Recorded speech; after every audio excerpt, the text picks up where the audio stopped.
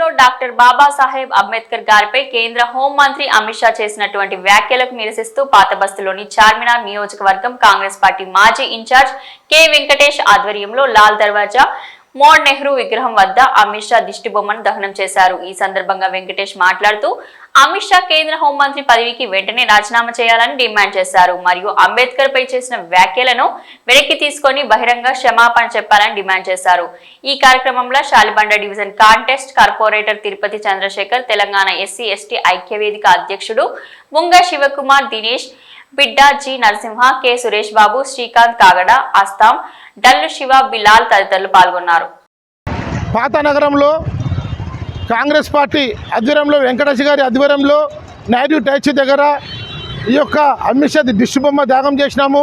అదేవిధంగా తెలంగాణ ఎస్ఎస్టీ ఐక్యవేదిక వ్యవస్థాపక అధ్యక్షుని బుంగ శివకుమార్ని నేను మరియు మా సంఘ సభ్యులు ఈరోజు అమిత్ షా ఒక దిష్టిబొమ్మ దాగం చేసి డాక్టర్ బాబాసాహెబ్ అంబేద్కర్ గారికి పాలాభిషేకం చేసినాము. అమిత్ షా గారు పార్లమెంట్లో ఒక బాధ్యత గల వ్యక్తి బాబాసాహెబ్ అంబేద్కర్కు విమర్శించినట్టు మాట్లాడడము ఎంతవరకు కరెక్ట్? అది ఆయన అంబేద్కర్ అంబేద్కర్ అంబేద్కర్ అని చెప్పి అదే ఒక దేవునికి తలుచుకుంటే 7 జన్మలు స్వర్గంలో పోతాయని చెప్పారు. కానీ మనిషికి ఒకటే జీవి ఉంటుంది, ఒకటే మనకు జీవంతో గడుపుతాము. కాబట్టి ఆయన ఒక్క జీవిల్నే ఆయన తడిపాడయ్యిండు, జైలుకు పోయొచ్చిండు.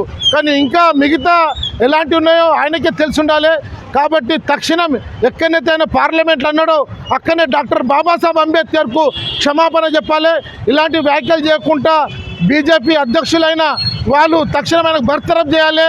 మోదీ గారు కూడా చెరువు తీసుకొని ఈ యొక్క ఎస్సీ ఎస్టీ బీసీ మైనారిటీల మనోభావాలు దెబ్బతీసినట్టు మాట్లాడుతున్న మనిషికు ఆయన మతి సిమితం పోయింది. కావున తక్షణము ఆయనకు బర్తరఫ్ చేయాలని మేము ఈ పాత నగరం తెంచి కాంగ్రెస్ పార్టీ మరియు దళిత సంఘాలు మండిపడుతున్నాము, మీకు డిమాండ్ చేస్తున్నాము. అదేవిధంగానే రాజీనామా చేయాలని కూడా మేము కోరుతున్నాము.